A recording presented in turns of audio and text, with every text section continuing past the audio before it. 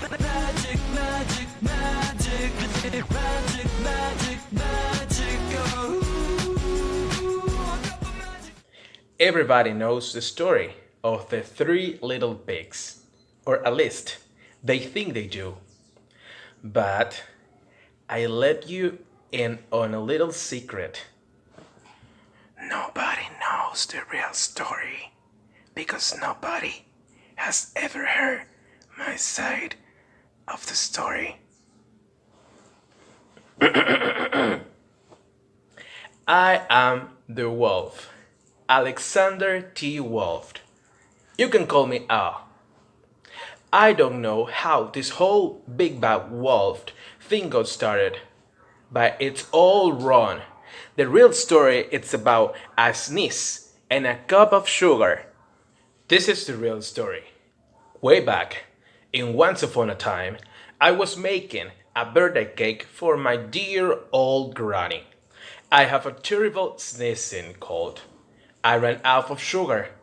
So I walked down the street to ask my neighbor for a cup of sugar.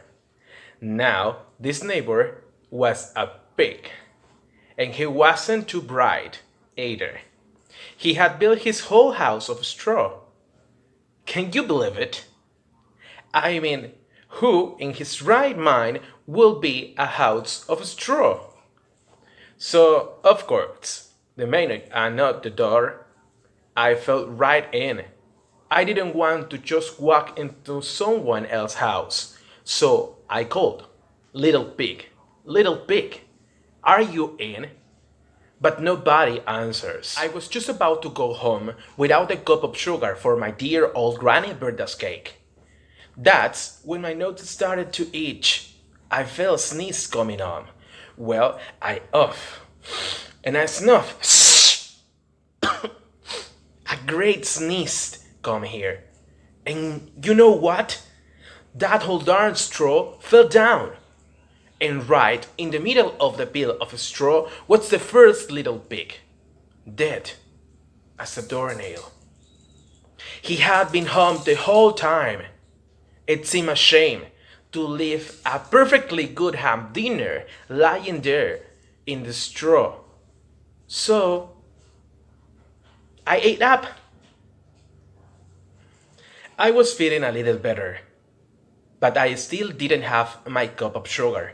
So I went to the next neighbor house. This neighbor was the first little pig's brother. He was a little smarter, but not much. He had built his house of sticks. I rang the bell and stick house, but nobody answered. I called, Mr. Pig, are you in? And he yelled back, go away, Golf. You can come in. I'm shaving my hair from my chin. I had just grabbed the doorknob when I felt another sneeze coming on. I huff and I snuff and I tried to cover my mouth, but I sneezed. A great sneeze come. And you're not going to believe it?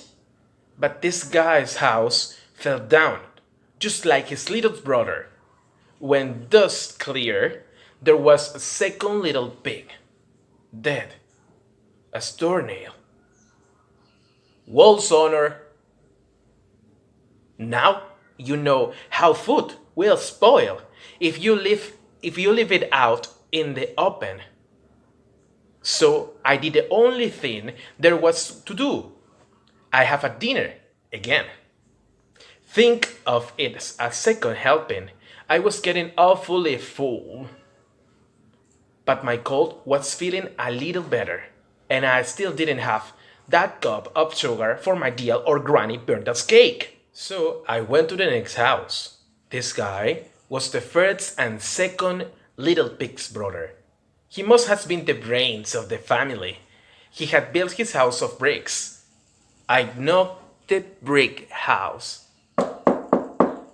Nobody answers. I call, Mr. Pig, are you in? And do you know what that rude little porker answered. Get out of here, Wolf.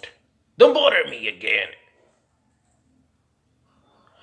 Talk about impolite. He probably had the whole sack full of sugar, and he wouldn't give me even a one little cup for my dear sweetie of granny birthday cake. What a pig! I was just about to go home and maybe make a nice birthday card instead of a cake when I felt my coat coming on, a nice huff, a nice snuff, and I sneezed once again. Then the third little pig yelled, "And your old granny can't see that a pig!" Now, I'm usually a pretty calm fellow. But when somebody talks about my granny little dad, I'm going to little crazy. When the cops drops up, of course, I was trying to break down this big store. And the whole time I was huffing and puffing and sneezing and making a real scene.